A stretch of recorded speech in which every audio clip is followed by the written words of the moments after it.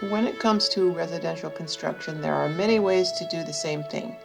However, there are standard ways and best practices, international building codes and state and local building codes. International Building Codes, or IBC, is a model code that states can adopt, amend, and enforce. Each state independently adopts and enforces its own building codes, which are based on the IBC, or the International Residential Code, the IRC. States can amend the state building code to conform to local needs.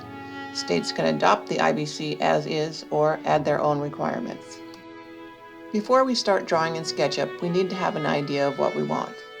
The foundation walls will be 10 feet long on each side. This is just an example, not an actual building.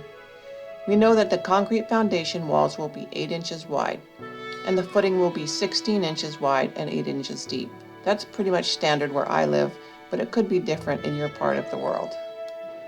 You also need to know where your joists and anchor bolts are going to be so they don't interfere with each other.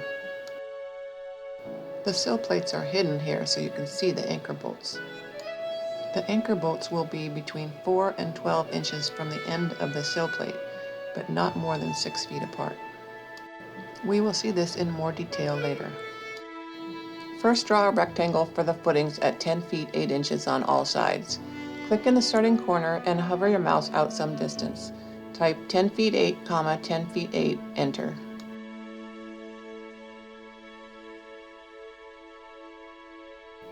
Double-click to select all, right-click and click on Make a Group. Double-click again to open the group.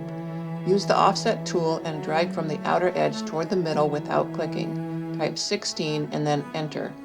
Click on the central area and delete it.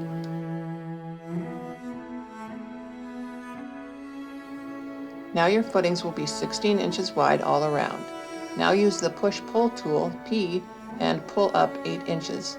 With the Push-Pull tool, click on the footing, hover and move upward. Type 8 and enter. Now we can see the footings are the correct size.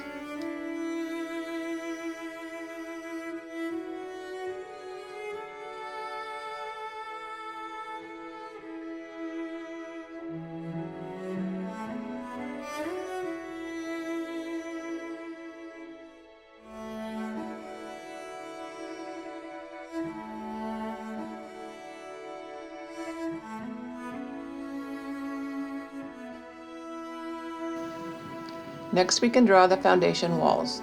Using the tape measure, T, measure 4 inches in from the outside edge on all sides.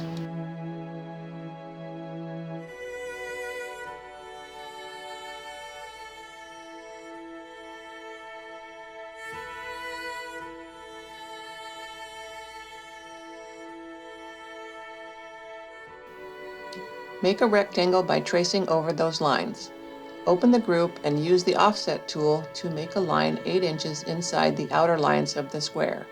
Delete the interior of the square. Use the Push-Pull tool to raise the wall to the desired height. Here I'm making them 36 inches tall. Type 36 and enter.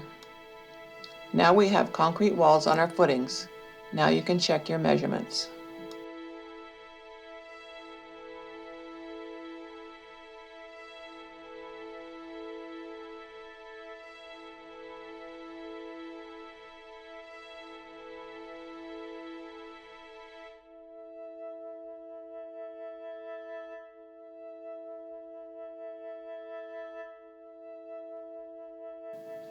Let's get rid of some dimensions so we can see what we're doing.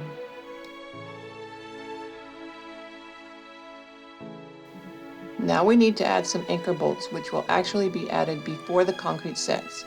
It's possible to add them after the concrete is set, but it's much easier to add them before. So we will have to know how we are going to place the sill plates.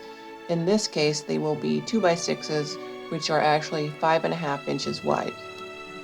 I already have the sill plates cut and ready to go, so I know which direction they will go. On the front and back, the sill plates will run from edge to edge. On the sides, they will be in the middle. Now I mark 2 3/4 inches from the edge for the middle of the plate so we can line up our anchor bolts in the center of the sill plate. The anchor bolts must be a minimum of 4 inches from the end of the sill plate, but no more than 12 inches, so we need to know which way the plates will run. First, I'm just going to line up my anchor bolts on the correct line, then put them into the correct position. I'm putting the first anchor bolt at 6 inches from the end because it's between 4 and 12 inches. Then I measure from the other end 6 inches. The distance between those two bolts will be exactly 9 feet. We can copy the first bolt down to the marks on the other end, then immediately type /2, and this will copy the bolt 2 times, exactly half the distance between the two bolts. Also, if your walls are longer than your sill plates, like 30 feet, and you have 3 or 4 plates on one side, you will need an anchor bolt within 12 inches of the end of every board. Then we can just copy these bolts to the other side.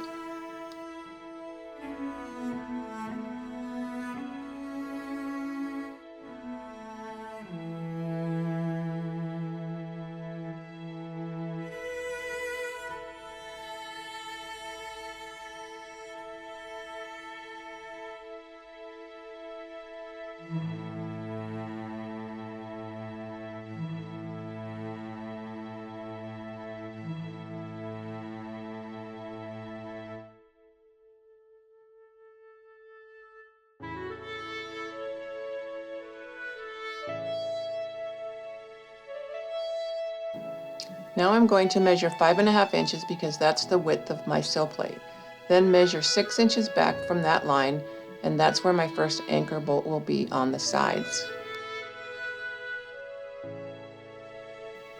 Now just copy the bolt and get it on the correct line and slide it into position.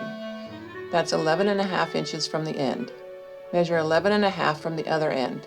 Copy the anchor bolt to the other end of the wall and type /2 to make a copy exactly halfway between the two bolts.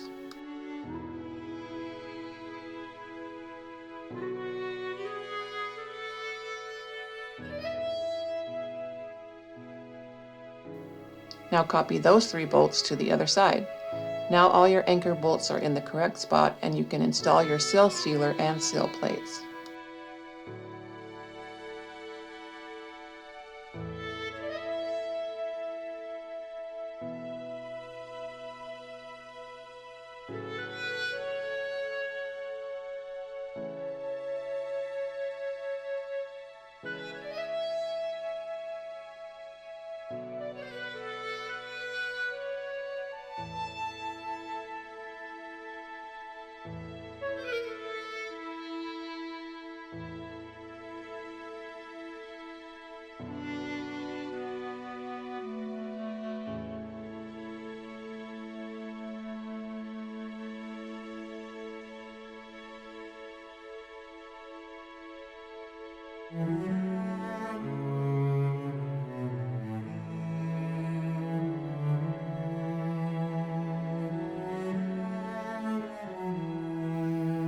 Then we are ready to install the floor joist.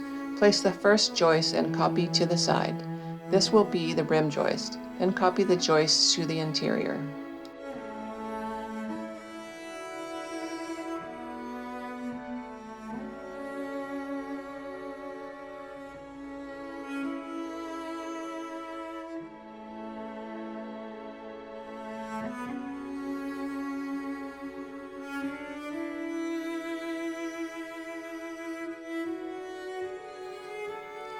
Now I'm going to measure 48 inches from the edge because that's where my subfloor sheeting will fall on the center of a joist.